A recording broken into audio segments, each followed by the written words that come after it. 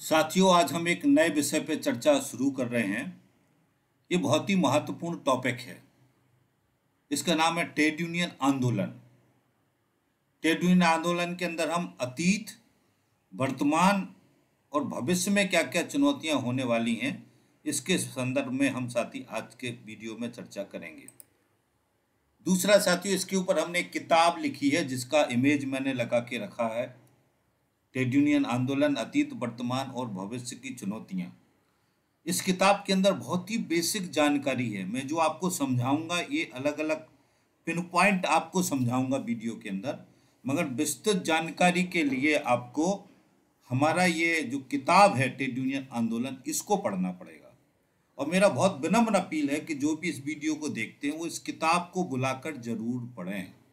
इस किताब को बुलाने के लिए जो एक मोबाइल नंबर है 9425023364, ये मोबाइल नंबर है हमारा। इस नंबर पर आप जो है फ़ोन कर सकते हैं। अपना व्हाट्सअप नंबर है तो अपना पत्राचार का पता भेज सकते हैं। इसी नंबर पे कनेक्ट करके ये किताब आप बुला सकते हैं। किताब आपके घर पहुंच जाएगी। तो साथियों, हम जो जिस विषय पे बात कर रहे हैं वो है ट्रेड यूनियन आंदोलन।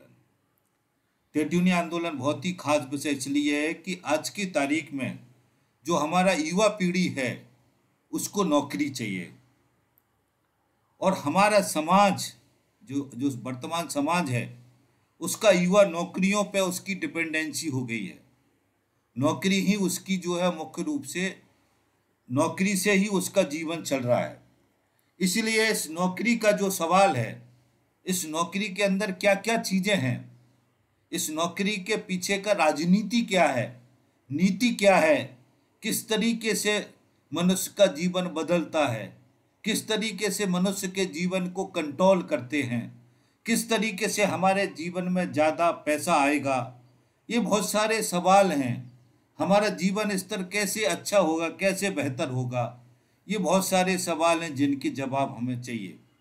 मुझे उम्मीद है कि ये जो ट्रेड यूनियन आंदोलन का हम ये वीडियो रिकॉर्ड कर रहे हैं और जो हमारी किताब है, ये अगर आप दोनों मिलके सुन लेंगे, आप पहले वीडियो सुन लेंगे फिर किताब पढ़ लेंगे, तो गारंटी है कि आपको सारी चीज़ें बहुत ही अच्छी तरीके से समझ में आ जाएंगी।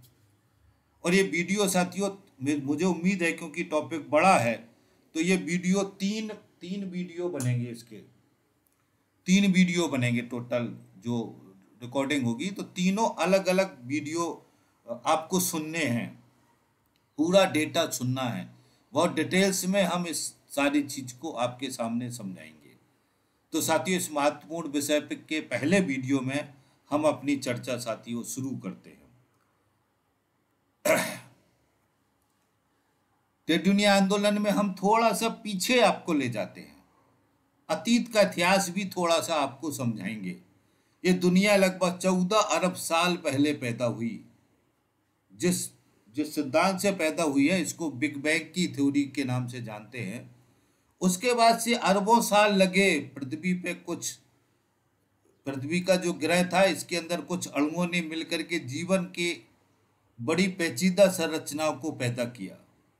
इसके अलग अलग जो चरण हैं, उसमें बहुत ही लंबे विकास क्रम में मनुष्य का जीवन पैदा हुआ है।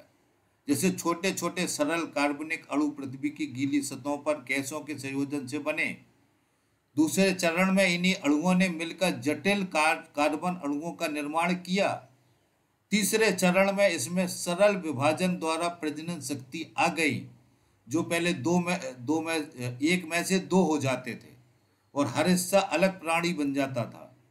चौथे चरण में प्रकाश के संश्लेषण द्वारा न्यूक्लियोप्रोटीन और जटिल अणुओं का निर्माण हुआ। इसके विकास से वायुमंडल में ऑक्सीजन की मात्रा बढ़ी। 5वें चरण में इससे आगे पतली झिल्ली के ढके एक कोशीय जीवों की उत्पत्ति हुई। इस प्रकार रासायनिक शक्तियों के द्वारा पृथ्वी पर जीव की उत्पत्ति हुई और एक कोशीय जीवों से मनुष्य की उत्पत्ति हुई। क्रमिक विकास में पृथ्वी पर संपूर्ण पदार्थ की उत्पत्ति हुई। जो भी हम प्रत्यक्ष कर पा रहे हैं, देख पा रहे हैं, ये सारा पदार्थ है। इस तरीके से साथियों, मनुष्य का जीव का जो पैदा होने की एक बहुत ही लंबा विकास क्रम है। जिसको हमको ध्यान रखने का जरूरत है। अब हम सीधे जो सभ्यता है उन पे आ जाते हैं, बीच की चीजों को छोड़ रहे हैं क्योंकि नहीं तो वीडियो बहुत लंबा हो जाएगा। तो जो हमने आपसे बताया कि किस तरीके से जीवन की उत्पत्ति हुई, उसके बाद साथियों जैसे ही मनुष्य थोड़ा सा समझदार हुआ, रहना सीखा उसने, जंगलों से, प्रकृति से, नेचर से लड़ना सीखा उसने, तो उसके तरीके से अलग अलग तरीके की सभ्यताओं का विकास हुआ। पहली सभ्यता थी कबीलाई अवस्था। इस व्यवस्था में पत्थर के औजार का विकास कर लिया था मनुष्य ने। दूसरे गुलामों की अवस्था आती जिसमें धातुओं के औजारों का विकास हुआ। तीसरी सामंती व्यवस्था आती, लोहे के औजारों का विकास हुआ। पूंजीवादी व्यवस्था में मशीनों का विकास हुआ। और आगे जो आने वाली आएगी, इसकी आगे की जो व्यवस्था है वो समाजवादी व्यवस्था है, जिसके अंदर सामूहिक स्वामित्व मुख्य रूप से होगा। अब जो ये अलग अलग अवस्थाएं थी, इसमें किस तरीके की परिस्थितियां थी, हम थोड़े थोड़े संक्षेप में चर्चा कर लेते हैं।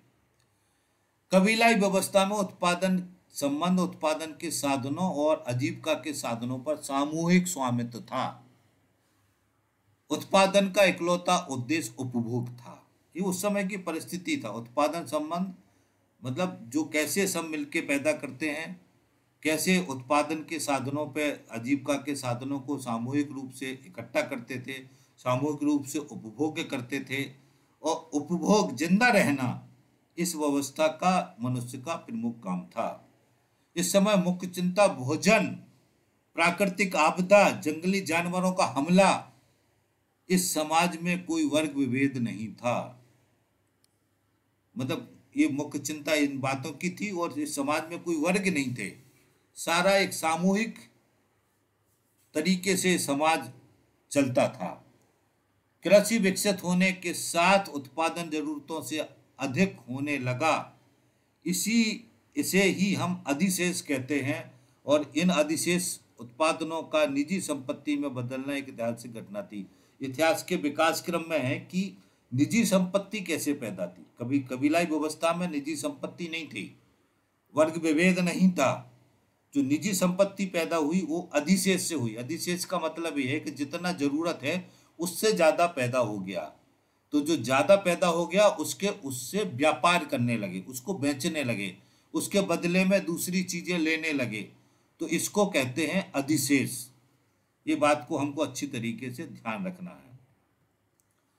इसके आगे साथी क्या हुआ, इससे ही कबीलों के अंदर असमानता के बीज पड़े। किससे? अधिशेष से। अधिशेष बहुत ही मुख्य बात है जिसको ध्यान रखना है। बाद में कबीले के बाहर भी और अंदर भी दोनों जगह असमानता के बीज पैदा हो गए। इसी कारण से निरंतर विकास में आर्थिक सामाजिक विषमता बढ़ गई। निजी संपत्ति उत्पादन शक्तियों के आगे के विकास का आवश्यक तत्व थी, क्योंकि नई उत्पादन शक्तियां पुराने सामूहिक स्वामित्व के साथ विकसित नहीं हो सकती थी। इसी कारण से सामूहिक स्वामित्व वाली कबीलाई व्यवस्था समाप्त हो गई। इन्हीं कारणों से गुलामों की व्यवस्था का जन्म हुआ। समझिए इस बात को। आगे साथियों, कबीलाई व्यवस्था में उत्पादन के साधनों पर समाज का अधिकार था। यह संबंध उस काल की उत्पादन शक्तियों के अनुरूप थे। इस समय में पत्थर के औजारों के साथ धनुष बाण के भरोसे मनुष्य जीवित था। इस समय में निजी स्वामित्व की अवधारणा अस्तित्व में नहीं थी। निजी स्वामित्व, निजी संपत्ति कबीलाई व्यवस्था में नहीं थी। कबीलाई व्यवस्था के बाद के विकास क्रम में पैदा हुई। इस अवस्था में ना तो शोषण था, ना ही वर्ग थे। यह समाज समानतावादी समाज था। सब मिलकर भोजन इकट्ठा करते थे और सब मिलकर उसका उपभोग करते थे। इस तरीके से कबीलाई व्यवस्था का एक तरीके का जीवन जीने का पद्धति था। उसके बाद जैसे हमने बताया कि अधिशेष पैदा हुआ। अधिशेष पैदा होने के बाद आखिरी में गुलामों की व्यवस्था का जन्म हुआ। इस व्यवस्था में क्या था, जैसे ही कृषि में उत्पादन बढ़ा तो श्रमिकों की मांग बढ़ी। कबीलों के बीच युद्ध में पराजित लोगों को मारने की जगह गुलाम बनाकर श्रम में लगाकर श्रम में लगाना बेहतर विकल्प बना। उस समय मालिक उनको पशु की तरह बेच सकता था, खरीद सकता था, उनकी जान भी ले सकता था। गुलाम कैसे पैदा हुए, इसको थोड़ा साथियों समझना है। गुलाम अंततः जैसे कबीलाई व्यवस्था जैसे विकसित होती गई, तो क्या होता था कि एक कबीलाई व्यवस्था दूसरे कबीलाई व्यवस्था पर हमला करती थी। हमला में जो जीतते थे, तो उस समय कोई संपत्ति तो थे नहीं, मनुष्य ही थे, तो मनुष्य को पकड़ के लाते थे और मनुष्यों को गुलाम बनाया उन्होंने। तो गुलाम कौन थे? जो जो जिस जहां से जीत के लाते थे उनको, उनके जो मनुष्य या जनता थी उनको गुलाम बनाते थे, और गुलामों को फिर उन्होंने अपना संपत्ति बना लिया, और गुलामों से पशु जैसा व्यवहार करते थे। उसको मतलब संपत्ति बन गए, मतलब गुलाम ही एक तरीके की उस समय संपत्ति थे। इसलिए गुलामों को बाजार में बेचते थे, खरीदते थे, उनसे काम करवाते थे, सब कुछ इस मतलब इसी कारण से गुलामी की व्यवस्था का जन्म हुआ। कृषि व्यवस्था का मतलब कृषि व्यवस्था में उत्पादन हो गया था, उत्पादन और बढ़ने लगा था, इसलिए जरूरत थी लोगों की काम करने के लिए। तो इस व्यवस्था में गुलाम सबसे बेहतर ऑप्शन बने, इस व्यवस्था में मेहनतकश वर्ग के रूप में। और इस तरीके से इस व्यवस्था में दो तरीके के वर्ग पैदा हुए। पहला कौन? गुलामों के मालिक और गुलाम। इसको हम आगे और विस्तार से आपको बताते हैं। आगे क्या हुआ? भूस्वामी के परिवार के साथ गुलाम काम करने लगे। जो गरीब थे उनको भी श्रमिक के रूप में काम लेना शुरू कर दिया। दो तरीके के लोग थे, इसलिए ये पूरा मेहनतकश वर्ग बन गया। एक तो गुलाम थे, और दूसरा जो जो गुलामों की व्यवस्था में जो राजाओं के या जो कबीले होते थे उनके जो खुद के लोग हैं, उसके अंदर जो गरीब लोग हैं वो भी श्रमिक वर्ग के रूप में रहते थे, उनसे भी काम लेते थे। तो गुलाम और ये श्रमिक वर्ग मिल करके मेहनतकश वर्ग के रूप में इस व्यवस्था में पैदा हुए। इसी विकास में समाज में दो प्रमुख वर्ग स्पष्ट उभरे। पहला गुलामों के मालिक और दूसरा गुलाम। मनुष्य द्वारा मनुष्य का शोषण करने के स्रोत भौतिक रूप से पैदा हुए गुलामों की व्यवस्था में। वर्ग विभाजन के कारण राज्य का उद्भव हुआ।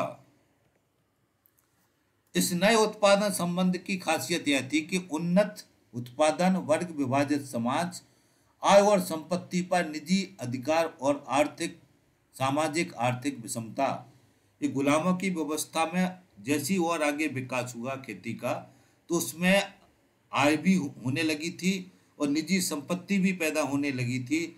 इसलिए जो ये उत्पादन संबंध किस तरीके से थे कि ये वर्ग विभाजित समाज बन गया था और संपत्ति के निजी अधिकार भी पैदा हो गए थे।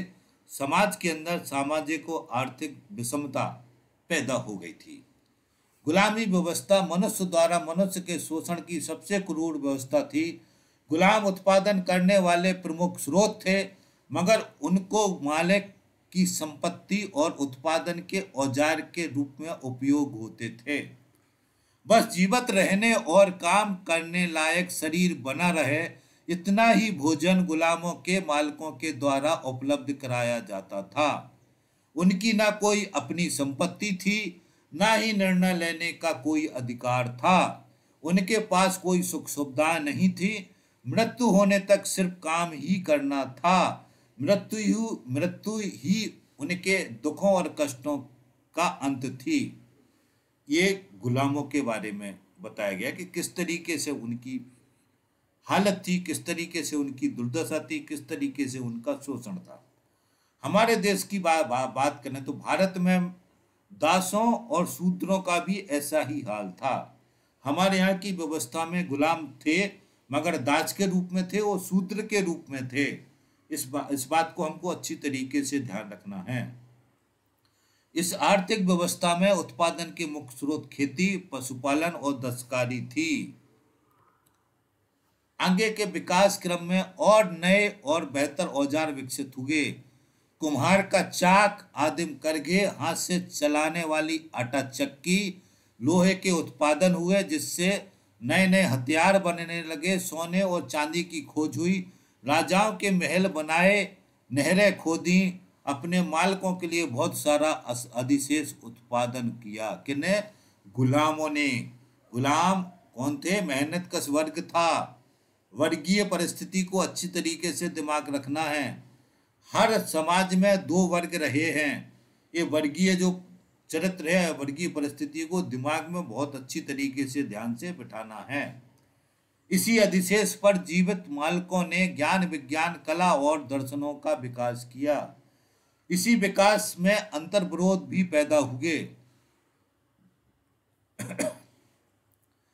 पहला अंतर्विरोध मानसिक और शारीरिक श्रम के बीच हुआ, दूसरा शहरों और ग्रामीणों के बीच हुआ। इसी विकास क्रम में श्रमिकों के शोषण में असहनीय वृद्धि हुई। जैसे जैसे अंतर्विरोध गहरे हुए तो गुलामों और वंचित जनों और मालिकों के बीच तीव्र वर्ग संघर्ष पैदा हुआ। इस वर्ग संघर्ष को अच्छी तरीके से ध्यान रखना है। कई गुलाम विद्रोह हुए। भयंकर दमन के बीच गुलाम अपनी आजादी के लिए लड़ते रहे। इन विद्रोहों में एक तो सीधा संघर्ष था, दूसरा खेती के औजारों को तोड़ देना, काम करने से मना कर देना। ऐसे कई प्रतिरोध के हथियार बने। इन संघर्षों से 20वीं सदी के प्रारंभ में यह अर्थव्यवस्था टूटी। इसका स्थान सामंती संबंधों ने ले लिया। ये ध्यान रखना है साथियों कि जो मेहनत कश वर्ग है उसकी लड़ाई का जो प्रमुख हथियार वो क्या रहा? काम को बंद करना, जिसको हम हड़ताल कहते हैं, आज कामबंदी कहते हैं। काम नहीं करना। जब काम जैसी करना बंद कर देते हैं, वैसे ही जो भी मालिक होता है उसकी हालत खराब हो जाती है, क्योंकि मालिक का जो मुनाफा है, मालिक जो पैसा है, जो वस्तुएं पैदा करवाता है, वो मेहनत कश वर्ग से करवाता है। इसलिए मेहनत कश वर्ग का लड़ने का हमेशा से आदिम काल से जो टूल था वो हड़ताल थी। काम बंद करना था, काम करने को मना करना था। उस समय तो खेती के जो औजार भी उनके होते थे तो औजारों को तोड़ देते थे, औजारों को खत्म कर देते थे, तो उत्पादन कैसे होगा?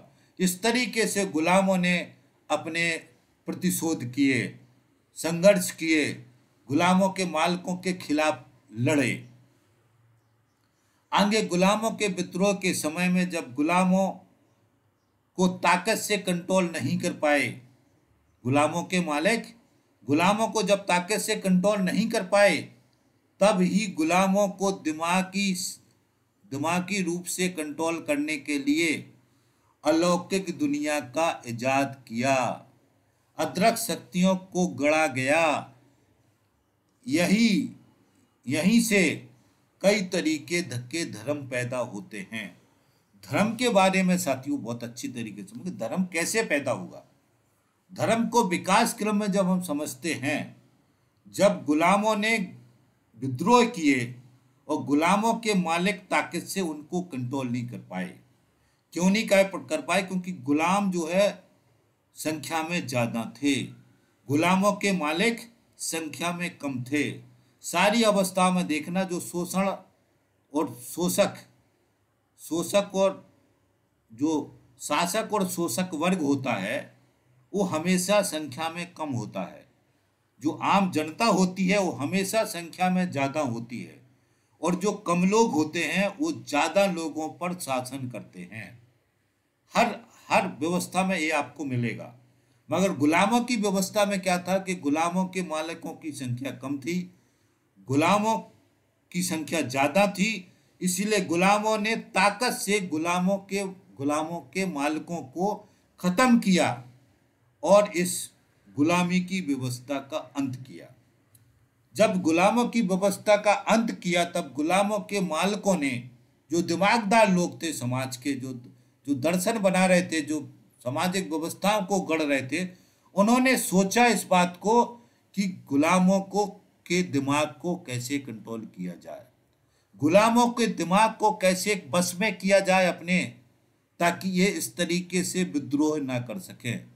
तो गुलामों के दिमाग को कंट्रोल करने के लिए उन्होंने अलौकिक दुनिया का इजाद किया, उन्होंने ईश्वर का इजाद किया और अदृश्य शक्ति को गढ़ा और उस शक्ति से डरा करके मनुष्य के दिमाग को कंट्रोल किया। और तब से इस पूरी बेचारी, क्योंकि ये पूरी व्यवस्था, धर्म वाली जो व्यवस्था है, ये शासक और शोषक वर्ग के पक्ष में थी, शासक और शोषक वर्ग के हित में थी, शासक और शोषक वर्ग को सहयोग करती थी आम जनता के दिमाग को कंट्रोल करने के लिए। इसलिए विकास क्रम में इस धर्म को, इस अलौकिक दुनिया वाले विचारों को हमेशा शासक वर्ग ने संरक्षित किया, उसको आगे बढ़ाया और लोगों को दिमाग में जबरदस्ती डाला। जो भी इसके बारे में सवाल उठाया, जिसने विद्रोह किया, उसका कत्ल कर दिया गया, उसको बेरहमी से मारा गया, ताकि आगे कोई भी जो आम जनता है, मेहनत कश वर्ग है, वो इस धर्म के खिलाफ कोई सवाल ना उठा सके। इस तरीके से साथियों धर्म पैदा हुआ और इसी तरीके से फिर गुलामों को, मनुष्य के दिमाग को, मतलब दो टूल स्थापित किए कंट्रोल करने के। एक किया ताकत से, और दूसरा किया दिमाग से। दूसरा क्या किया? दिमाग से। दिमाग से कंट्रोल करने के लिए धर्म का इजाद हुआ। आज भी मनुष्यों के दिमाग को कंट्रोल करने के लिए धर्म ही मुख्य रूप से काम करता है। इसकी विस्तारित चर्चा हम आगे करेंगे। विकास क्रम में धर्म कैसे पैदा हुआ, इस बात को अच्छी तरीके से समझना है, जिसको हमने आपको बताया है। आगे साथियों अब तीसरी जो व्यवस्था आती है वो सामंती व्यवस्था आती है। यहाँ पे लोहे का और खेती का और ज्यादा विकास हो चुका था इस समय। अब क्या हुआ? सामंती उत्पादन संबंध मानव जाति के इतिहास में मनुष्य के द्वारा मनुष्य का शोषण करने पर आधारित दूसरा उत्पादन संबंध था। यह 8वीं 9वीं शताब्दी से औद्योगिक क्रांति होने तक रहा। अब सामंती संबंध में और जो गुलामों की व्यवस्था थी उसमें क्या फर्क आया, इस फर्क को समझते जाना। गुलामों की व्यवस्था में क्या था? गुलाम बहुत क्रूर थे, बहुत गुलामों की दुर्दशा करते थे, मगर गुलामों को जीवन जीने के संसाधन गुलामों के मालिक देते थे। जिंदा रखने के लिए रोटी, कपड़ा, मकान, मतलब वो अच्छी स्वस्थ रहें, जीवित रहें, तब तो काम कर पाएंगे, नहीं तो काम कैसे कर पाएंगे।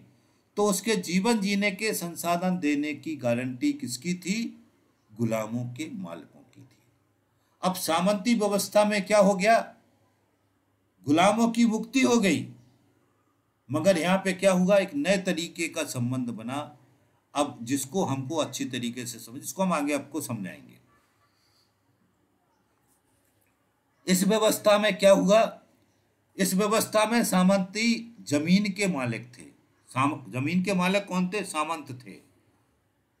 जमीन के मालिक कौन थे? सामंत थे। सबसे नीचे खेतिहार मजदूर थे। दूसरा क्या था? किसानों को शर्तों पर जमीन दी जाती थी। अब क्या हुआ? इस सामंती व्यवस्था में किसान को जमीन का टुकड़ा दिया, और जमीन का टुकड़ा देने के बाद क्या कहा? आपको इस पे खेती उगानी है, और खेती का एक हिस्सा सामंत को देना है, एक हिस्से में आपको जिंदा रहना है। अब इसमें इस समय किस तरीके का समाज था? सबसे नीचे खेतिहार मजदूर थे, जो ये मेहनत कश वर्ग था। उसके ऊपर शहरों के दस्तकार थे और स्वर्णकार थे, लोहार, दर्जी, जो ये बीच में अलग अलग तरीके के उत्पादन शुरू हुए थे, उनके लोग थे। उनके ऊपर निचले स्तर के कुलीन वर्ग था, जिनमें महाजन, व्यापारी, पुजारी जैसे वर्ग शामिल थे। उनके ऊपर सामंत, जागीरदार, मुख्य पुरोहित, राजकुमार जैसे लोग थे। सबसे ऊपर राजा था। तो इसका स्ट्रक्चर देखो साथियों किस तरीके से बना था कि सबसे नीचे मेहनत कश वर्ग था। अब यहाँ क्या हुआ? जब किसानों को जमीन का टुकड़ा दिया और ये कहा कि अब आप आजाद हो गए हैं, आपको कोई खरीद नहीं सकता, कोई बेच नहीं सकता, आपको एक सामाजिक प्राणी बन गए हैं आप, मगर आपको अब जो जीवन के संसाधन देने की गारंटी थी, वो गारंटी खत्म हो गई। इस व्यवस्था में कोई भी जीवन जीने के संसाधन सामंत नहीं देगा, ना सामंत का देने का गारंटी है। ये देखना है, नए तरीके का शोषण एक शुरू हो रहा है यहाँ। इस शोषण के तरीके को समझना है। गुलामों की व्यवस्था में, मैं बार बार इस बात को कह रहा हूँ कि गुलामों की व्यवस्था में जीवन जीने के संसाधन गुलामों के मालिक देते थे।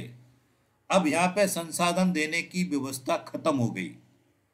यहीं से इसलिए जो शोषण का एक नया रूप, नया टूल यहाँ से शुरू होता है।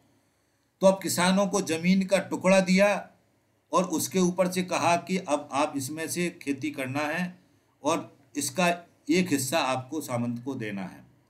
अब इसमें किसानों के जो 3 तरीके की लगान की व्यवस्था थी, जो मैं आपको सामने रख रहा हूँ। पहला था श्रम लगान।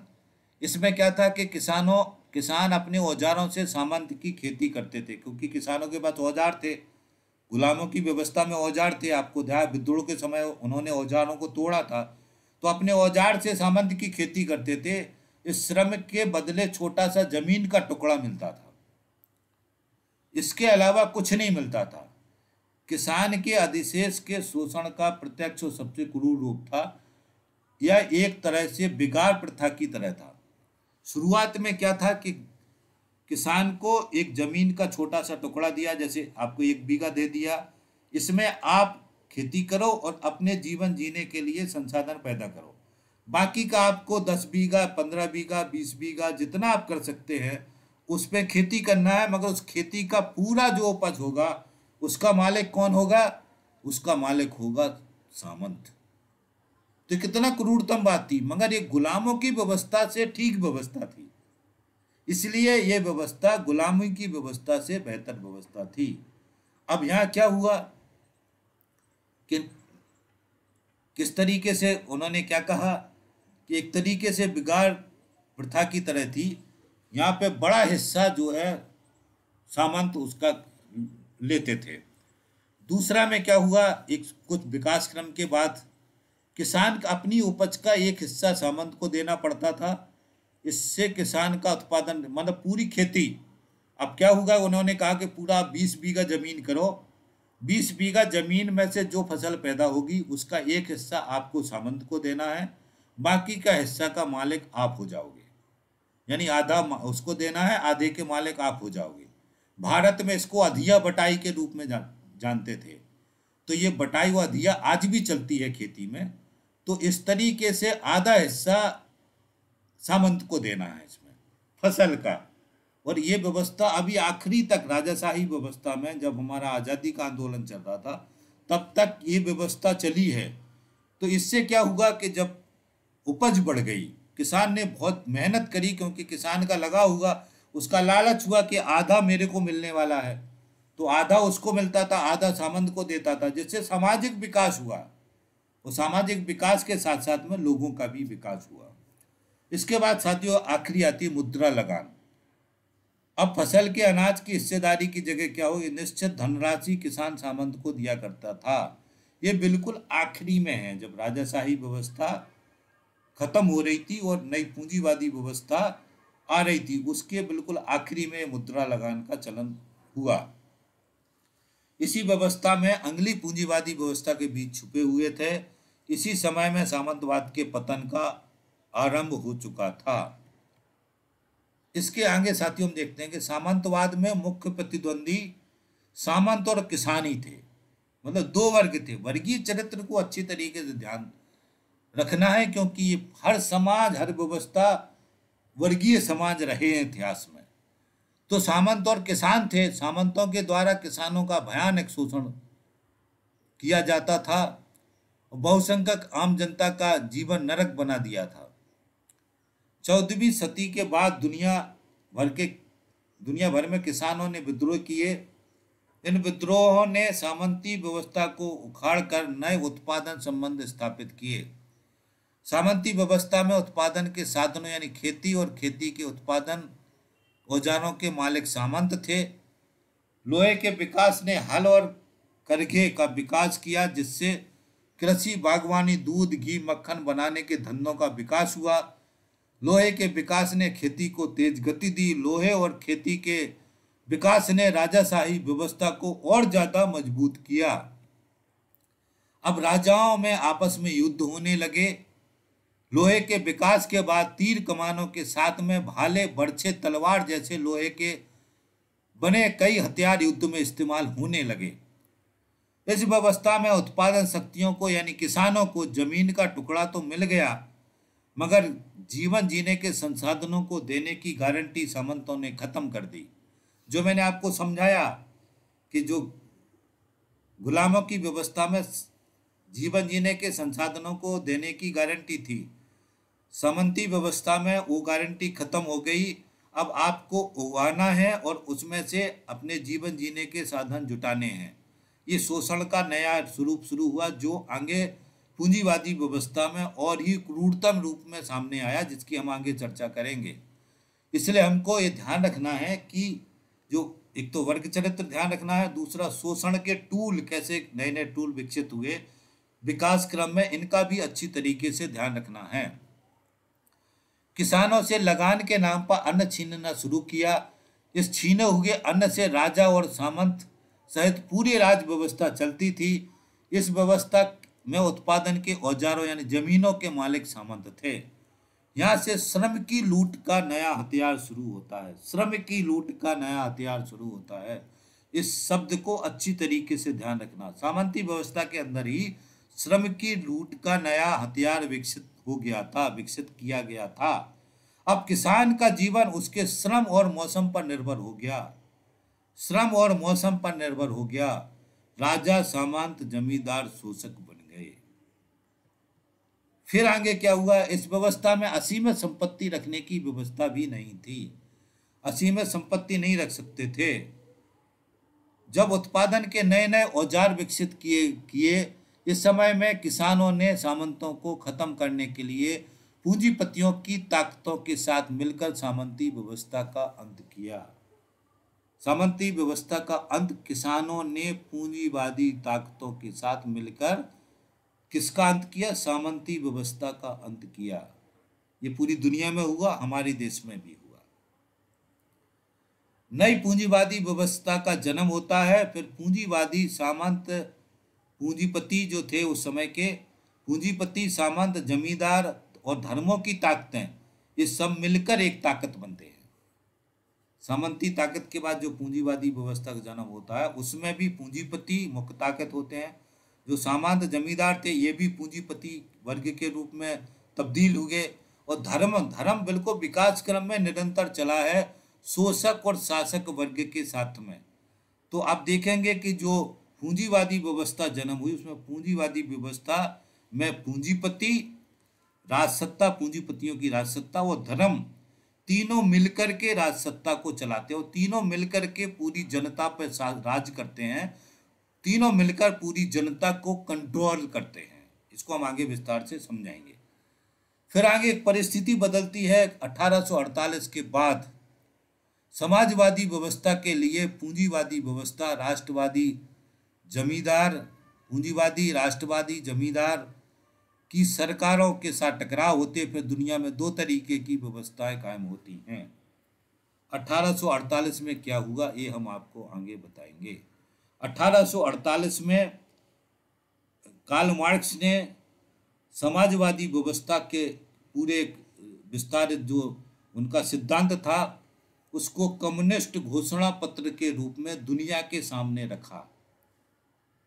तो जब मार्क्स ने ये कम्युनिस्ट घोषणा पत्र रखा उससे पूरे दुनिया के मेहनत कश वर्ग को सिस्टमेटिक तरीके से एक समझ मिल गई, एक व्यवस्था मिल गई, जिससे उनको समझ में आया कि हम इस पूंजीवादी शोषणकारी व्यवस्था को बदल सकते हैं। इसलिए पूरी दुनिया के अंदर समाजवादी व्यवस्थाओं को कायम करने के लिए बड़ी संख्या में लोगों ने अलग अलग देशों में आंदोलन किए। तो अब क्या होने लगा? सब मिलकर के पहले किससे लड़े? राजाओं से और सामंतों से लड़े। राजाओं और सामंतों को खत्म करने के बाद फिर जो पूंजीवादी व्यवस्था या जो भी व्यवस्था कायम हुई उसके अंदर पूंजीवादी सरकारों और जो है समाजवादी व्यवस्था के जो लोग थे उनके बीच टकराव हुआ। एक वर्ग था जिसमें पुराने पूंजीपति, सामंत, जमींदार और धर्मों की ताकत थे। जो पूंजीवादी व्यवस्था को कायम करना चाहते थे। इन्हीं को राष्ट्रवादी कहते थे। राष्ट्रवादी भी बहुत जगह मिलेगा आपको। इन्हीं को राष्ट्रवादी कहते थे। ये पूंजीवादी राज सत्ता को कायम करना चाहते थे। दूसरे कौन थे? जो कार्ल मार्क्स ने दर्शन दिया था। उसके बाद में वहाँ की जो मेहनतकश वर्ग था, आम जनता थी, वो अपने आप में इकट्ठी हुई, संगठित हुई। उन्होंने एक पार्टी का निर्माण किया। उस पार्टी के माध्यम से क्रांति करने के लिए, समाजवादी व्यवस्था को कायम करने के लिए पूंजीवादी व्यवस्था के साथ उनका टकराव हुआ। उस लड़ाई में कुछ देशों में समाजवादी व्यवस्था कायम हो गई, कुछ देशों में पूंजीवादी व्यवस्था कायम हो गई। इस तरीके से दुनिया में दो तरीके की व्यवस्थाओं का जन्म होता है। इनको अच्छी तरीके से आप लोगों को ध्यान रखना है। 1848 की घटना का बहुत अच्छी तरीके से ध्यान रखना है। इसके बाद क्या होता है साथियों कि आगे चल करके पूंजीवादी व्यवस्था का जन्म होता है। और पूंजीवादी व्यवस्था में मशीनों का विकास होता है। पूंजीवादी व्यवस्था में मशीनों का विकास होता है। और मशीनों के विकास में नंबर 1, पूंजीवादी व्यवस्था में किसान जमीन के मालिक बन जाते हैं। अब देखो व्यवस्था, किसानों ने क्यों पूंजीपतियों का साथ दिया? ये व्यवस्था बदला। जो व्यवस्था बदल रहा था वो जो सामंती व्यवस्था थी, राजाओं की व्यवस्था थी, उससे बेहतर व्यवस्था थी कौन सी? पूंजीवादी व्यवस्था।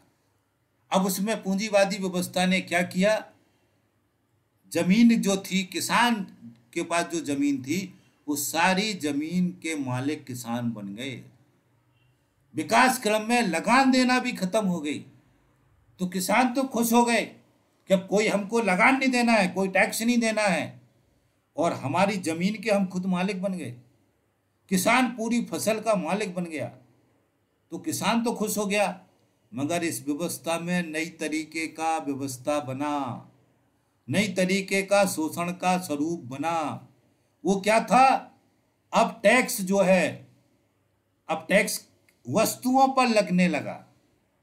जो जीवन जीने की वस्तुएं हैं उन पर टैक्स लगने लगा।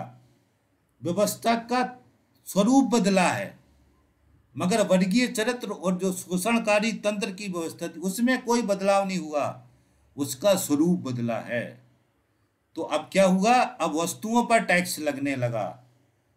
जैसे उद्योगों का विकास होता है, क्योंकि मशीनों का विकास हुआ, पूंजीवादी व्यवस्था का विकास हुआ, पूंजीपतियों का विकास हुआ, पूंजीपतियों ने उद्योगों का विकास किया। इस उद्योगों के विकास के साथ में पूंजीवादी व्यवस्था में दो नए वर्ग पैदा होते हैं। कौन से वर्ग पैदा होते हैं? एक पूंजीपति वर्ग पैदा होता है, दूसरा सर्वहारा वर्ग पैदा होता है। इस बात को अच्छी तरीके से ध्यान रखना है। वर्ग केवल कबीलाई व्यवस्था में कोई वर्ग नहीं था, मगर गुलामों की व्यवस्था में दो वर्ग थे, गुलामों के मालिक और गुलाम, वर्गीय समाज था। सामंतों की व्यवस्था में दो वर्ग थे, एक तरफ किसान थे, दूसरी तरफ सामंत थे। अब पूंजीवादी व्यवस्था में दो नए वर्ग पैदा हुए, एक पूंजीपति वर्ग पैदा हुआ, दूसरा सर्वहारा वर्ग पैदा हुआ। सर्वहारा वर्ग का मतलब मेहनतकश वर्ग है। जो मेहनत करने वाले लोग हैं उनको सर्वहारा वर्ग कहा जाता है। आगे हम इस बारे में विस्तार से चर्चा करेंगे। यहाँ तक शोषक के रूप में पूंजीपति वर्ग है। यहाँ पर शोषक के वर्ग में यहाँ पर शोषक के रूप में पूंजीपति वर्ग है, वो शोषित के रूप में सर्वहारा वर्ग है। दो वर्ग पैदा हो गए। फिर इस पूंजीवादी व्यवस्था ने विकास क्रम में सर्वहारा वर्ग के अंदर भी दो वर्ग पैदा किए, जिसमें एक वर्ग था काम करने वाले, दूसरा काम करवाने वाले। एक को हम कह सकते हैं कि शारीरिक श्रम करने वाले, दूसरा कह सकते हैं मानसिक श्रम करने वाले। तो हमको ये दो वर्ग, सर्वहारा वर्ग के अंदर भी दो वर्ग पैदा हो गए। इसकी चर्चा और हम आगे करेंगे। अब उत्पादन जो सामाजिक हो गया था, अब उत्पादन तो सामाजिक हो गया, उत्पादन तो पूरा समाज मिलके करता है, मगर उत्पाद और उत्पादन के औजारों के मालिक निजी पूंजीपति बन गए। मतलब जो कारखाने हैं और कारखानों से पैदा जो वस्तुएं हैं उसके मालिक पूंजीपति बन गए। इसलिए उद्योगों से जो पैदा मुनाफा है वो निजी बन गया, निजी पूंजीपतियों का बन गया, वो समाज का नहीं रहा। उत्पादन तो पूरा समाज कर रहा है मगर उसका मुनाफे का मालिक निजी पूंजीपति बन गए। अब इस व्यवस्था में यही विकृति है कि इस व्यवस्था में उत्पादन सारा समाज करता है मगर उत्पादन के जो औजार हैं उनके मालिक, मशीनों के मालिक, कारखानों के मालिक पूंजीपति बन जाते हैं और इन कारखानों में जो मुनाफा पैदा होता है उसके मालिक भी पूंजीपति बन जाते हैं। यहाँ से एक नए तरीके का शोषणकारी तंत्र विकसित होता है। जब मुनाफे को कागज करेंसी में बदला और इनको रखने के लिए बैंक स्थापित किए गए, यहाँ से पूंजीपतियों के पास असीमित पूंजी रखने की व्यवस्था बन गई। पिछले की जो सामाजिक व्यवस्था थी उसमें असीमित पूंजी रखने की व्यवस्था नहीं थी, मगर इस पूंजीवादी व्यवस्था में कागज करेंसी आने के बाद से फिर इस पूंजीपतियों ने बैंकों को स्थापित किया, कागज करेंसी को पैदा किया। यहाँ से पूंजीपति और ही ताकतवर बन गए क्योंकि अब पूंजी रखने की असीमित व्यवस्था बन गई। वो पूंजीपतियों को बैंकों से असीमित पूंजी मिलने की रास्ता बन गया। तो इस तरीके से पूंजीपति और ज़्यादा ताकतवर बन गए। पूंजीवादी व्यवस्था में उत्पादन के साधनों का स्वामी पूंजीपति बन जाता है। उत्पादन के साधनों पर श्रमिक का कोई अधिकार नहीं होता। अब काम करने के बदले मजदूरी, वेतन, तनख्वाह देने की व्यवस्था आई। इस बात को साथी बहुत अच्छी तरीके से समझना, यही प्रमुख तत्व है। इस व्यवस्था ने क्या किया? इस व्यवस्था ने सभी चीजों पर, उत्पादन के साधनों यानी मशीनों पर, कारखानों पर, जो प्राकृतिक संसाधन थे उन पर, सब पर पूंजीपतियों ने कब्जा कर लिया और श्रमिक का कोई अधिकार नहीं रहा। श्रमिक का ना जो प्राकृतिक संसाधन उस पर कोई अधिकार रहा, न कारखानों पे कोई अधिकार रहा, श्रमिकों का कोई अधिकार नहीं रहा, आम जनता, मेहनत कश वर्ग का कोई अधिकार नहीं रहा। अब मेहनत कश वर्ग को वेतन, मजदूरी, तनख्वाह में थोड़ा सा पैसा देने लगे ताकि तुम जिंदा रह सको। कितना पैसा देने लगे? ताकि तुम जिंदा रह सको। जिंदा रहने के लिए आपको तनख्वाह के रूप में, मजदूरी के रूप में पैसा देने लगे। बाकी का पूरा पैसा पूंजीपति हड़पने लगे। मजदूर चाहे जितना मुनाफा पैदा करे तो वो मुनाफा समाज का, उस पर कोई अधिकार नहीं है, न मजदूर का कोई अधिकार है उस पर। वो उसका मालिक पूंजीपति बन गया। उसका मालिक कौन है? पूंजीपति है। तो इन्होंने क्या किया? मेहनत कश वर्ग को अब काम के बदले मजदूरी, वेतन, तनख्वाह देने की व्यवस्था बनाई और पूरे समाज को, पूरे मेहनत कश वर्ग को वापस उत्पादन के साधनों और प्राकृतिक साधनों से बेदखल कर दिया, अलग कर दिया। और यही शोषण करने का एक नया तंत्र विकसित हुआ। इसी तंत्र से पूंजीपतियों ने पूरी मेहनत कश वर्ग को सर्वहारा बनाया। आगे अभी हम और बात करेंगे इसके बारे में। तो ये बहुत ही प्रमुख बात है जिसको अच्छी तरीके से ध्यान रखना है कि काम करने के बदले मजदूरी, वेतन, तनख्वाह देने की व्यवस्था आई। पूंजीवाद ने स्वतंत्रता, समानता, भाईचारा का नारा दिया। मनुष्य को ये कहा कि आप स्वतंत्र हैं, आपके फंडामेंटल राइट हैं, आपको समानता का अधिकार है, आप सभी मिलके रह सकते, कोई ऊंच नीच का भाव नहीं है। मगर शोषण का नया तंत्र विकसित किया, आर्थिक रूप से गुलाम बनाने का नया तंत्र विकसित किया, आर्थिक रूप से मजबूर करने का नया तंत्र विकसित किया, आम जनता को हमेशा गरीब, निर्धन बनाए रखने का तंत्र विकसित किया। आगे चर्चा हम विस्तारित करेंगे। तो सबको व्यक्तिगत रूप से स्वतंत्रता दी गई, कई सामाजिक अधिकार भी दिए गए। इससे गुलामों की मुक्ति स्त्री की मुक्ति, काले गोरे के भेद खत्म किए गए। मतलब जो पुरानी गुलामी प्रथा थी, एक्चुअल राजाशाही व्यवस्था में ही बहुत जगह गुलामों की प्रथा थी। आप देखते हैं अफ्रीका के गुलाम बड़ी संख्या में अमेरिका लिए गए, आगे हम बात करेंगे। तो इस गुलामी की जो प्रथा थी, पूंजीवादी व्यवस्था ने उससे भी मुक्ति की। स्त्री को गुलाम बनाने का जो तंत्र था, स्त्री को भी सामाजिक रूप से मुक्त किया। वोट डालने का अधिकार नहीं था, बहुत सारी चीजें हम विस्तार में नहीं जाएंगे। कोले काले और गोरे का जो भेद था उसको खत्म किया। तो सामाजिक रूप से पूंजीवादी व्यवस्था ने समाज को बहुत बेहतर अधिकार दिए, बहुत सारी चीजों से मुक्त किया। इसलिए इस समय जो राजाशाही और सामंतशाही व्यवस्था थी, उससे बेहतर व्यवस्था पूंजीवादी व्यवस्था आम जनता को लगी, इसलिए आम जनता ने इस व्यवस्था को स्वीकार किया। आगे क्या होता है, इस व्यवस्था में मुनाफा सबसे बड़ा संचालक शक्ति बनता है। क्या? मुनाफा। मुनाफा ध्यान रखना है। निजी पूंजी, निजी पूंजीपति और निजी मुनाफा प्रमुख बना। निजी पूंजी, मुनाफे से निजी पूंजी पैदा हुई, निजी पूंजी ज्यादा हुई तो बड़े बड़े पूंजीपति पैदा हुए, और जो मुनाफा है, निजी मुनाफा है, वही प्रमुख बना। तो इस व्यवस्था के प्रमुख चालक शक्ति क्या था? मुनाफा था। मुनाफा ने पूंजी पैदा की, पूंजीपति पैदा किए और इस पूरी पूंजीवादी राजसत्ता को पैदा किया। निजी पूंजीपतियों ने राजसत्ता को अपने मुनाफा को बनाने और बढ़ाने के हिसाब से डिजाइन किया और राजसत्ता इन्हीं के कब्जे में आ गई। पूंजीपतियों ने सामंती समाज में जन्मे वर्ग विरोधों को समाप्त नहीं किया, बल्कि नए वर्ग के शोषण के नए तरीके और नए रूपों को स्थापित किया, जिसको हम पीछे आपको समझा चुके हैं। क्योंकि ये राजसत्ता सीधी पूंजीपतियों के हाथ में आई, तो पूंजीपतियों ने अपने मुनाफे, अपने फायदा, अपना कब्जा करने के हिसाब से सारी नीतियों को, सारे समाज को डिजाइन किया, बनाया, आर्थिक नीतियों को बनाया, और इसके अंदर वो व्यवस्था करी कि पूंजीपति हमेशा समाज पर कब्जा पूंजीपति का बना रहे। इस तरीके से पूरे समाज का निर्माण पूंजीपतियों ने किया। पूंजीवादी व्यवस्था एक ऐसा वर्ग समाज है जिसमें एक छोटा सा वर्ग उत्पादन के साधनों पर नियंत्रण रखता है। जैसे हमने कहा 1% पूंजीपति हैं जो 99% जनता पर राज करते हैं, 1% लोग।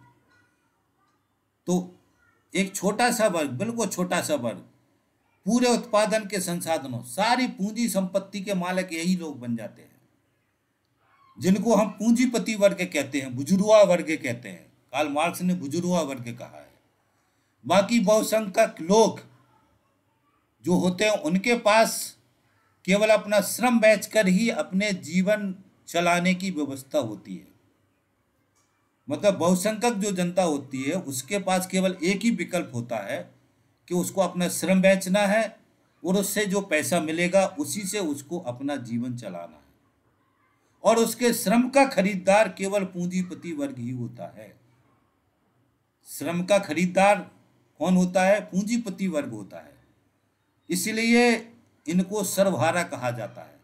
जो मेहनतकश वर्ग है, इनको कार्ल मार्क्स ने क्या कहा था? सर्वहारा वर्ग कहा था। सब तरीके से हारा हुआ है, इससे सब कुछ छीन लिया गया है, इसके पास कुछ नहीं है, इसके पास केवल क्या है? श्रम है, 2 हाथ है, उसका शरीर है, दिमाग है, इसको बेचता है वो पूंजीपति के पास। उसके बदले में जो पैसा मिलता है उससे उसका जीवन का गुजारा चलता है। इसके पास ना कोई संपत्ति है, ना किसी कारखाने का मालिक है, ना ये मुनाफे का मालिक है, इसके पास कुछ नहीं है। सबका मालिक कौन है? पूंजीपति वर्ग है। इसलिए कार्ल मार्क्स ने इनको क्या कहा? सर्वहारा कहा। एडम स्मिथ को पूंजीवादी अर्थशास्त्री का जनक माना जाता है। एडम स्मिथ ने एक सिद्धांत दिया तो मुक्त बाजार व्यवस्था, मतलब बाजार मुक्त रूप से, अब इसके बारे में हम अलग से कभी बात करेंगे, समझना है खाली। मुक्त बाजार अर्थव्यवस्था, इस व्यवस्था में कहा गया था कि आर्थिक क्षेत्र में बाजार के क्रय विक्रय में सरकारों की कोई बंदिश या भूमिका नहीं होनी चाहिए। बाजार ही अपने आप सब कुछ नियंत्रित करता है, यानी सब कुछ बाजार पे छोड़ना है, सारा कुछ बाजार पे छोड़ना है। और बाजार का पे कब्जा किसका है? पूंजीपतियों पे। तो पूंजीपतियों ही इस बाजार को चलाते हैं, यानी इस पूरी व्यवस्था के मालिक कौन होते हैं? पूंजीपति होते हैं। और एडम स्मिथ ने यह भी कहा कि पूंजीपतियों का जितना उनका विकास होगा उतना आपका विकास होगा। यानी पूंजीपति जितना और बड़ा पूंजीपति बनता है तो उसका फायदा समाज को मिलता है। मतलब इस पूंजीवादी व्यवस्था में विकास की शर्त यह है कि पूंजीपति का विकास होना है। जितना पूंजीपति का विकास होगा तभी आम जनता का विकास होगा, सर्वहारा वर्ग का विकास होगा। अगर पूंजीपति वर्ग का विकास नहीं होगा तो आम जनता का विकास नहीं होगा। इस तरीके से ये व्यवस्था का अर्थशास्त्र जो है एडम स्मिथ लेके आए थे। एडम स्मिथ श्रम को भी पूंजी, जमीन, मशीन की तरह उत्पादन का साधन मानते हैं। कहते हैं कि उत्पादन की बिक्री से हुए लाभ में सबका हिस्सा होता है, इसमें पूंजीपति का भी एक हिस्सा होता है। इसी से पूंजीपति श्रमिक को वेतन के रूप में एक हिस्सा देता है। एडम स्मिथ कहते हैं कि श्रम को वो सामान की तरह, पूंजी की तरह, जमीन की तरह, मशीन की तरह श्रम को एक वस्तु के रूप में मानते हैं। और वो कहते हैं कि पूंजीपति इस श्रम को खरीदने के लिए भी एक पैसा देता है, अपने मुनाफे में से एक हिस्सा देता है। इसीलिए उसको जो हिस्सा देता है उसी से उसका विकास होता है। आगे वो कहते हैं इसके बाद मुक्त प्रतिस्पर्धा, मतलब जो मुक्त होड़ होती है जिसको हम कंपटीशन बोलते हैं, और मुनाफा से पूंजी को साम्राज्यवादी पूंजी में बदल देता है। इससे कुछ शक्तिशाली पूंजीपति और कुछ पूंजीपतियों का समूह बाजार पर कब्जा कर लेता है। यह पूंजीपतियों का समूह केवल वस्तुओं के उत्पादन, बिक्री और श्रम की कीमत को अपने तरीके से नियंत्रित नहीं करता, बल्कि दुनिया भर की राजनीति, मीडिया, कानून बनाने वाली सरकारों को भी नियंत्रित करता है। यानी पूंजीपतियों का समूह ही सारी राज सत्ता को, राजनीति को, मीडिया को, कानून बनाने वाली सरकारों को, सबको नियंत्रित करता है। कौन नियंत्रित करता है? पूंजीपतियों का समूह। इस बात को अच्छी तरीके से ध्यान रखना है। इस तरीके से दुनिया भर में मल्टीनेशनल कंपनियों की संख्या दुनिया भर में बड़ी संख्या में बढ़ी है। हमारे देश में अडानी और अंबानी जैसे बड़े बड़े पूंजीपति पैदा हुए हैं। मुनाफे की भूख इनको दुनिया भर में ले गई और पूंजीवादी देशों की सरकारें इनके एजेंट के रूप में काम करती हैं। ये तो आपको समझ में आ गया होगा कि मल्टीनेशनल कंपनियां बहुत सारी पैदा हुई विकास क्रम में। हमारे देश में देखो आप कि पूंजीवादी व्यवस्था जो 2014 से आई नरेंद्र मोदी जी की, इसमें बड़ी संख्या में पूंजीपति पैदा हुए, बड़ी संख्या में। आप अडानी को देख लीजिए, 2014 में उसका स्थान दुनिया में 200 से नीचे था, अभी उसका स्थान जो है ऊपर के 3 में आ गया, केवल 3 में आ गया। अंबानी के पास भारी पैसा इकट्ठा हो गया। तो ये पूंजीवादी व्यवस्था का काम ही है, पूंजीवादी जो सरकार है उसका लक्ष्य यही होता है कि पूंजीपतियों की संपत्ति को अनाप शनाप बढ़ाना। इनका कहना ये होता है कि जितना पूंजीपतियों की संपत्ति बढ़ेगी उसी से समाज बढ़ेगा। जैसे कहते हैं ना कि रोजगार बढ़ेंगे, नौकरियां आएंगी, नई नई नौकरियां आएंगी, ये उसी लॉजिक से समझाते हैं कि पूंजीपति बढ़ना है, पूंजीपतियों के बढ़ने की शर्त है तभी जाके पैदा होगा। ये जनता का विकास इनके सेंटर में नहीं होता है, व्यवस्था का अभी आगे समझाऊंगा मैं। इनका सेंटर में पूंजीपति होता, पूंजीपति के विकास में क्योंकि जनता लगती है, पूंजीपति बिना श्रम के मुनाफा नहीं बना पाता, तो पूरा समाज लगता है। तो श्रम के बदले जो थोड़ा सा वेतन देते हैं उसी को विकास कहते हैं, उसी को कहते हैं कि हम उसी से देश का और देश की जनता का विकास होगा। इस तरीके की सोच इस व्यवस्था के अंदर रहती है। आगे था साथियों समझना है कि पूंजीवादी व्यवस्था की जो अस्तित्व है उस श्रम की लूट से है। इस तत्व को बहुत अच्छी तरीके से समझना है साथियों, श्रम की लूट से है। इस तत्व को कार्ल मार्क्स ने बहुत आसान भाषा में समझा दिया था कि इसी लूट से पूंजी का वृक्ष खड़ा है। मुनाफा ही श्रम की लूट है, मुनाफा ही श्रम की लूट है, और इसी श्रम की लूट से पूंजी का वृक्ष खड़ा हुआ है। इस पूंजी को पैदा करने वाला कौन है? वो श्रमिक है। श्रमिक ही पूंजी को पैदा करता है, इसलिए पूंजी का असली मालिक श्रमिक है। इसलिए इस पूंजी का असली मालिक श्रमिक है और इस पूंजी का असली मालिक पूरा समाज है। जो भी वस्तुएं प्रत्यक्ष हो रहा है इनको पूरा समाज मिलकर प्रकृति से के सहयोग से अपने श्रम से पैदा करता है। इसलिए इन वस्तुओं और इससे पैदा मुनाफे का मालिक पूरा समाज होगा, पूरा समाज होगा, ये कार्ल मार्क्स ने कहा था। पूंजीवाद का अस्तित्व पूंजी है। पूंजी का अस्तित्व श्रम की लूट है। श्रम की लूट के बिना पूंजी बन नहीं सकती। तो पूंजी का अस्तित्व क्या है? श्रम की लूट है। श्रम की लूट का मतलब श्रमिक की लूट, उसके वेतन की लूट। इसका मतलब है कि जितना ज्यादा श्रमिकों के श्रम की लूट होगी, इस शब्द को अच्छी तरीके से दिमाग में बैठा लिए, जितना ज्यादा श्रमिकों के श्रम की लूट होगी उतना ज्यादा मुनाफा पूंजीपतियों को होगा। जितना ज्यादा श्रमिकों के श्रम की लूट होगी उतना ज्यादा मुनाफा पूंजीपतियों का होगा। ये मूल मंत्र है, मूल तत्व है, जिसको हमारे साथियों को अच्छी तरीके से दिमाग में बिठा लेना है। इसके आगे पूंजीवाद श्रमिक वर्ग की लूट पर ही खड़ा है। पूंजीवाद, पूंजीवादी व्यवस्था, पूंजीवादी राष्ट्रसत्ता पूरा का पूरा श्रमिक वर्ग की लूट पर ही खड़ा है। इसलिए पूंजीवादी व्यवस्था में श्रमिकों यानी पूरे मेहनतकश वर्ग का अंतहीन शोषण होना अनिवार्य है। इस व्यवस्था में सुनिश्चित है, बिल्कुल निश्चित है कि श्रमिकों का, पूरे मेहनतकश वर्ग का अंतहीन शोषण होना अनिवार्य है। क्यों अंतहीन शोषण होना क्यों अनिवार्य है? क्योंकि श्रम से ही पूंजी पैदा होती है। श्रम से ही पूंजी पैदा होती है। और पूंजी को कौन पैदा करता है? श्रमिक पैदा करता है। इसलिए पूंजीपतियों को बहुत ज्यादा मुनाफा बढ़ाना है अपना, और ज्यादा मुनाफा। जितना ज्यादा मुनाफा बढ़ाएंगे उतना ज्यादा वो शोषण और ज्यादा शोषण और ज्यादा शोषण और ज्यादा शोषण करेंगे। इसलिए इस व्यवस्था में बिल्कुल सुनिश्चित है कि मेहनतकश वर्ग का अंतहीन शोषण होना अनिवार्य है। मुझे लग रहा है इस बात को आप समझ गए होंगे। इसी प्रक्रिया से पूरा मेहनतकश वर्ग निर्धन होता है। धीरे धीरे निर्धन करते हैं उसको। निर्धन क्यों करते हैं? निर्धन इसलिए करते हैं ताकि श्रम की कीमत कम हो सके। इसके बारे में हम अलग से बात करेंगे, आगे समझाएंगे इसको। और इसलिए असमानता निरंतर बढ़ना यह भी बिल्कुल सुनिश्चित है। पूंजीवादी व्यवस्था में पूंजीपति वर्ग का धनवान होना, अधिक से अधिक, ज्यादा से ज्यादा पूंजी उनके पास इकट्ठी होना, और जो गरीब है, जो मध्यम वर्ग है, वो और गरीब होना। इसका मतलब कि असमानता, बहुत ज्यादा असमानता बढ़ना, ये भी बिल्कुल सुनिश्चित है। इसके आगे साथियों और ध्यान रखना है, सरकार और ये सरकारें क्या कर रही हैं?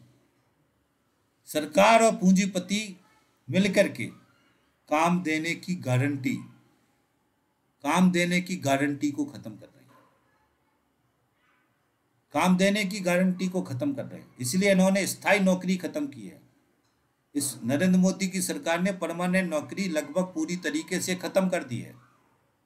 परमानेंट नौकरी में क्या होता है? काम देने की गारंटी होती है। पूंजीपति का कारखाना नहीं चल रहा तो भी परमानेंट मजदूरों को कारखाने में बुलाता है, उस दिन का वेतन देता है।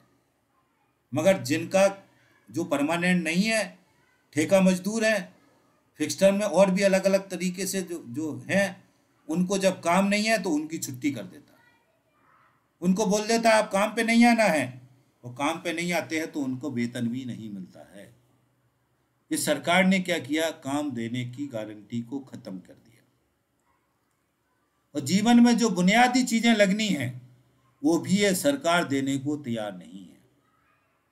जीवन में जो बुनियादी संसाधन लगने वो भी सरकार देने को तैयार नहीं है। इसलिए पूंजीवादी व्यवस्था ने जो मेहनतकश वर्ग है उसको बिल्कुल सर्वहारा बना दिया। सभी तरीके से उसका सब कुछ छीन लिया, उसको सर्वहारा बना दिया। सर्वहारा वर्ग कौन है? कार्ल मार्क्स ने जो समझाया, सर्वहारा वर्ग वह है, समाज का वह वर्ग है जो अपने जीवन जीने के सभी संसाधन केवल अपने श्रम करने से मिली मजदूरी से हासिल करता है। दोबारा सुन लीजिए, सर्वहारा समाज का वह वर्ग है जो अपने जीवन जीने के सभी संसाधन केवल अपने श्रम करने से मिली मजदूरी से हासिल करता है।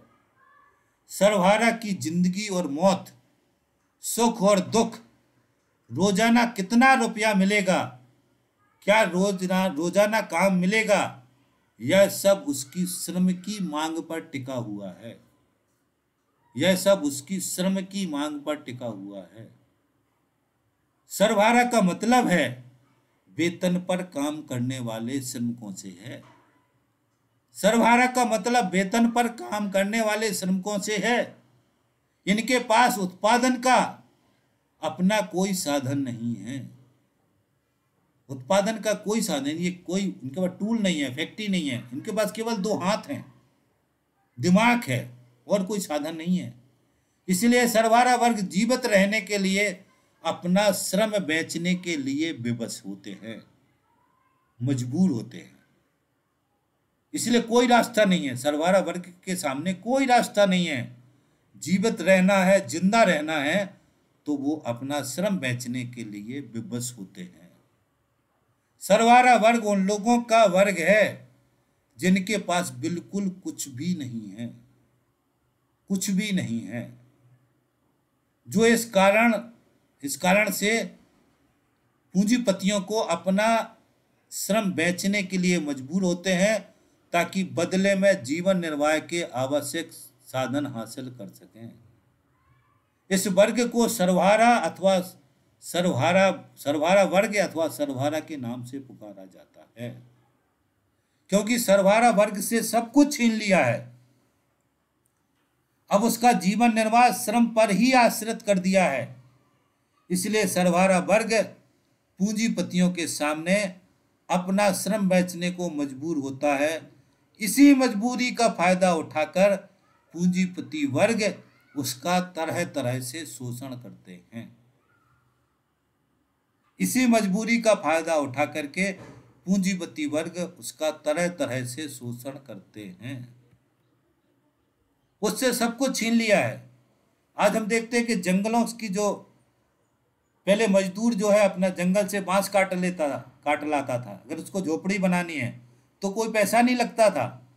जंगल से लकड़ी लाता था, रेत उठा सकता था, नदी से पत्थर उठा सकता था, मोरम उठा सकता था, बांस बल्ली लाता था और उसको काट कूट के अपना जीने लायक को बना लेता था। आज इस पूंजीवादी व्यवस्था ने प्राकृतिक संसाधन, जिसमें जंगल से आप एक मिट्टी नहीं उठा सकते हो, लकड़ी से लेके रेत नहीं उठा सकते हो, पत्थर नहीं उठा सकते, कुछ भी नहीं उठा सकते हो आप। सब कुछ, सारे प्राकृतिक संसाधनों पर पूंजीपतियों का कब्जा करवा दिया। सबके मालिक पूंजीपति हैं। जंगल और जंगलों की खनिज संपदा है, उनके सबके मालिक निजी पूंजीपति बन गए हैं।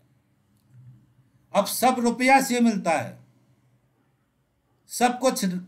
रेती खरीदना है तो आप नदी से नहीं उठा सकते, आपको 50,000 का एक ट्रक रेती डलवाना पड़ेगा।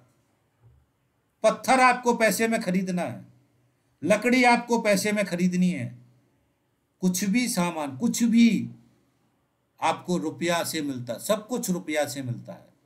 और रुपया केवल श्रम से मिलता है, रुपया केवल श्रम से मिलता है, मजदूरी से मिलता है। श्रम की कीमत सरकार और पूंजीपति तय करते हैं। अब ये समझ लीजिए, ये बहुत ही महत्वपूर्ण बात है, महत्वपूर्ण टूल है कि श्रम की कीमत सरकार और पूंजीपति तय करते हैं। तो श्रमिक के जीवन में कितना रुपया मिलेगा, ये कौन तय करते हैं? ये सरकार और पूंजीपति तय करते हैं। श्रमिकों का जीवन स्तर कैसा रहेगा, ये कौन तय करते हैं? पूंजीपति और सरकार तय करते हैं। श्रम की कीमत सरकार और पूंजीपति तय करता है। इसका मतलब यह है कि सारा कंट्रोल, मेहनत कश वर्ग का सारा कंट्रोल किसके हाथ में है? मेहनत कश वर्ग के जीवन का, उसके बच्चों का, उसके परिवार का, उसके जीवन स्तर का सारा कंट्रोल पूंजीवादी सरकारों के हाथ में है, जिन सरकारों को पूंजीपति चलाते हैं। अब श्रमिक है, उनके पास श्रम करने के अलावा कुछ भी नहीं है, श्रम मिलने की भी कोई गारंटी नहीं है। अब श्रमिकों का परिवार जीवन जीने की अनिश्चित अवस्था में चला जाता है। अगर श्रमिक को काम नहीं मिले, उसका चूल्हा कैसे जलेगा, वो जिंदा कैसे रहेगा? सरकार काम देने की गारंटी देने को तैयार नहीं है। हम पेठे पे देखते हैं आजकल बहुत सारे श्रमिक टिफिन लेके आते हैं, उनको कोई काम पे नहीं ले जाता, वो बेचारे वापस घर चले जाते हैं। उनको उतना पैसा मिलता है जितने में उनका घर चला बामुश्किल से। जिस दिन उसको काम नहीं मिला, उस दिन उसका चूल्हा कैसे जलेगा? ये है इस व्यवस्था का, श्रमिक के जीवन को अनिश्चित अवस्था में पहुंचा दिया इन्होंने। जिंदा भी रहेगा कि नहीं रहेगा, इसका कोई गारंटी नहीं है, मरने को मजबूर होगा वो। ये इस व्यवस्था का दुखद परिणाम है, जिसको हर साथी को अच्छी तरीके से समझना है। ये सर्वहारा वर्ग तभी तक जिंदा रह सकता है जब तक उन्हें काम मिलता जाए, और उन्हें काम तभी तक मिलता है जब तक उनका श्रम पूंजी में वृद्धि करता है। ये श्रमजीवी जो अपने आप को, अब अपने को अलग अलग बेचने को लाचार हैं, इस श्रमजीवी जो अपने श्रम को अलग अलग बेचने को लाचार हैं, अन्य व्यापारिक माल की तरह खुद भी माल बन जाते हैं। इसलिए सर्वहारा वर्ग प्रतिस्पर्धा के हर उतार चढ़ाव तथा बाजार की हर तेजी मंदी के शिकार, सबसे पहले शिकार यही श्रमजीवी वर्ग होता है, मेहनतकश वर्ग होता है, सर्वहारा वर्ग होता है। जब भी मंदी आती तो छटनी नौकरियों से, कारखाने से मजदूर निकाले जाते हैं। उनका जीवन कैसे चलेगा? ना सरकार गारंटी लेती है, ना पूंजीपति गारंटी लेता है, उनको निकाल के बाहर कर देते हैं। वो कैसे जिंदा रहेंगे, इसका कोई जिम्मेदार नहीं है। तो सबसे ज्यादा जो दुर्दशा होती है सर्वहारा वर्ग की होती है। सर्वहारा वर्ग उद्योग की उन्नति के साथ, सर्वहारा वर्ग जो है मेहनत करता है, उससे उद्योग की उन्नति होती है। उद्योग की उन्नति जब होती है, उस समय ऊपर उठने के बजाय वह स्वयं अपने वर्ग के अस्तित्व के लिए आवश्यक अवस्थाओं के स्तर के नीचे गिरता जाता है। इसका मतलब क्या है? उद्योग की उन्नति होती है, पूंजीपति और भारी पूंजीपति बनता है, मगर मेहनतकश मजदूर नीचे गिरता है, गरीब होता है, और ज्यादा शोषण होता है, और ज्यादा गरीब होता है, और ज्यादा शोषण होता है, और ज्यादा गरीब होता है। इसलिए वह बिल्कुल कंगाल हो जाता है। उसकी निर्धन आबादी बहुत तेजी से बढ़ती है। ये देखना, जब पूंजीवादी विकास बहुत तेजी से होता है तो एक तरफ पूंजीपति वर्ग बहुत तेजी से बढ़ता है, और एक तरफ निर्धन लोगों की संख्या भी बहुत तेजी से बढ़ती है। आपस में गला काट प्रतिस्पर्धा, हर कंपनी अपने उत्पाद को सस्ता करने के लिए, सस्ता उत्पाद करने के लिए एक प्रमुख तत्व है जिससे उत्पाद सस्ता होता है, वह है मानव श्रम की कीमत, यानी मेहनतकश वर्ग के श्रम की कीमत। जब कंपटीशन में पूंजीपति अपने उत्पादों की कीमत कम करता है तो क्या करता है वो? यहां मजदूर की श्रम की कीमत कम करता है, मजदूर के ऊपर वर्ग लोड बढ़ाता है, उत्पादन को सस्ता करता है, यानी श्रम की कीमत को कम करता है। तभी जाके वो वस्तुओं की, कंपटीशन के लिए वस्तुओं की कीमत कम करता है।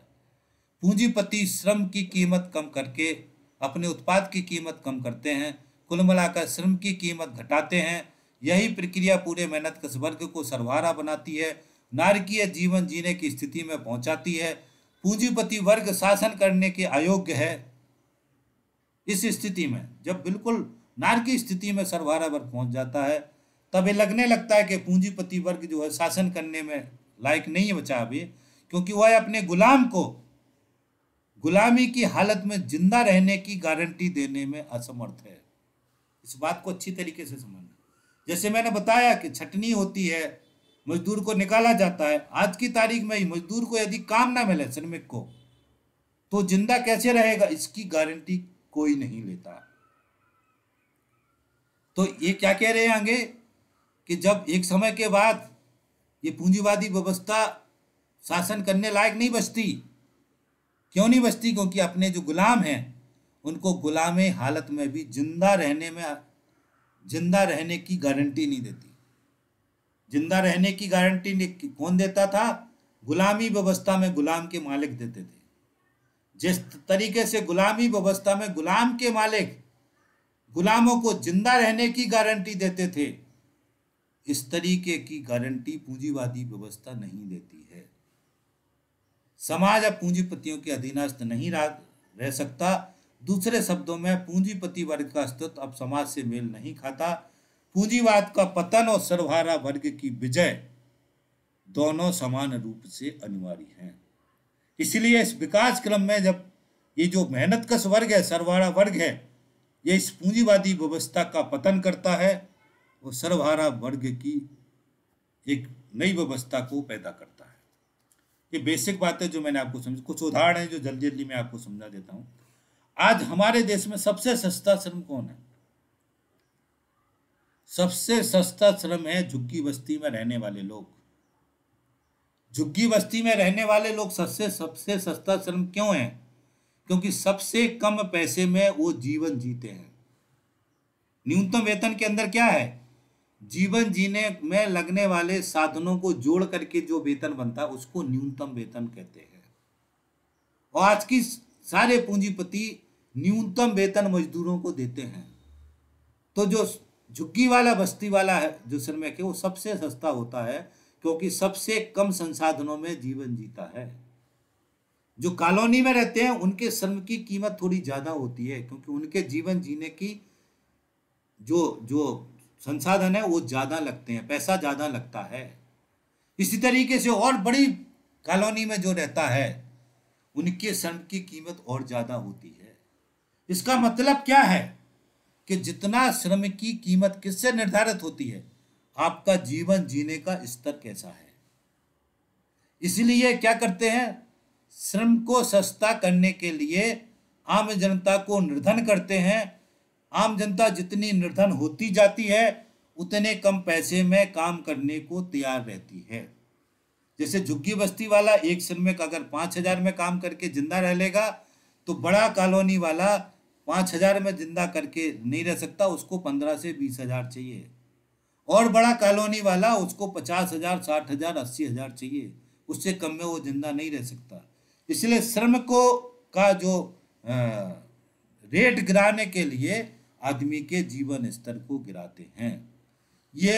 ये श्रम को सस्ता करने के लिए पूंजीवादी व्यवस्था का ये मूल तत्व है, जिसका मतलब कि जितना सस्ता श्रम करेंगे उतना ज्यादा लोगों का जीवन स्तर गिराना पड़ेगा।